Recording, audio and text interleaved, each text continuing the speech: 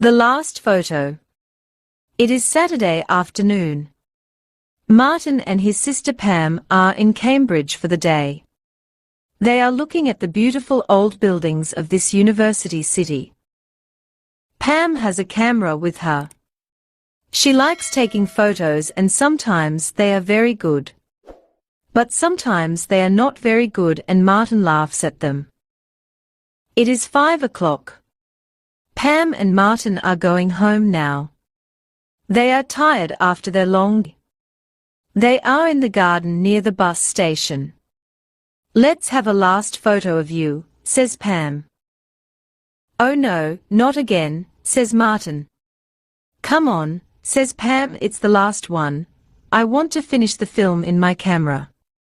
"Oh, all right," says Martin. He stands in front of the flowers. "Look at me," says Pam and takes a photo. A man with a big rucksack on his back walks between Pam and Martin. "Oh no," says Pam, "now I've got a picture of that man, not of you, Martin." The man looks at Pam. He is angry. He goes across the road without a word. "That man isn't very nice, is he?" says Martin. "No," says Pam, and that was the last picture on the film, too. The man with the rucksack on his back goes into the bus station. He has got sunglasses and a blue hat. "Come on," says Martin. "Let's find our bus." They go into the bus station. "Look," says Martin. "There's that man again. He's getting into that bus.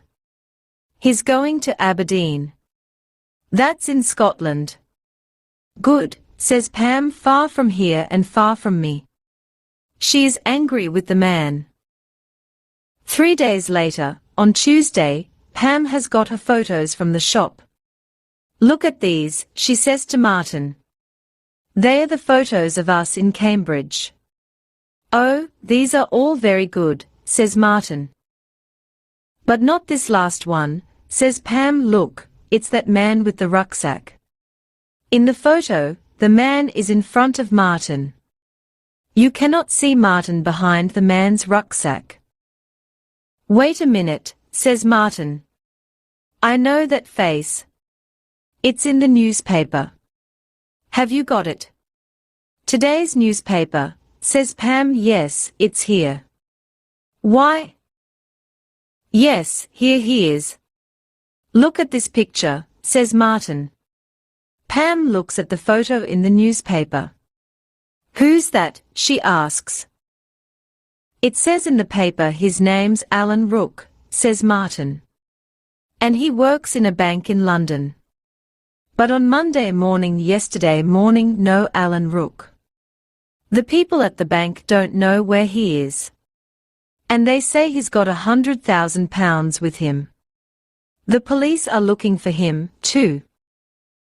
"But is that the man in my photo?" asks Pam. "He hasn't got a beard and he hasn't any hair. Look at his ears. Look at his nose," says Martin. "It's him. I know it is." Martin has an idea. He takes a pencil and starts to draw on the newspaper. "What are you doing?" asks Pam. "Look," says Martin. "I'm putting dark glasses and a 2-day beard on the man in this photo. Now I'm drawing a hat on his head. See? Now look at the 2 pictures." "You're right," says Pam, "it's him. It's Alan Rook." "Come on," says Martin. "Let's take these pictures to the police." At the police station, Pam and Martin speak to a policeman. They put Pam's photo and the newspaper on the table and they tell their story. "That's Alan Rook," says the policeman, "in Cambridge at 5 o'clock on Saturday. The big question is, where is he now? We think we know. He's in Scotland, in Aberdeen," says Pam, "or he's near there." They tell the policeman about the man and the bus to Aberdeen. He's got a rucksack and a tent on his back in the photo, says the policeman. He isn't living in a hotel. He's camping. If we're lucky, he's still in Scotland. I must make a telephone call. The policeman telephones the police station in Aberdeen.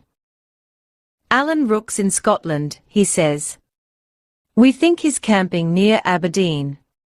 He's got a short beard now. The next day the police in Aberdeen find Alan Rook in a tent in the mountains near Aberdeen.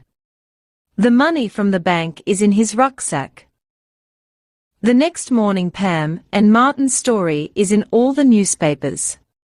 There is Pam's photo of Alan Rook at the bus station.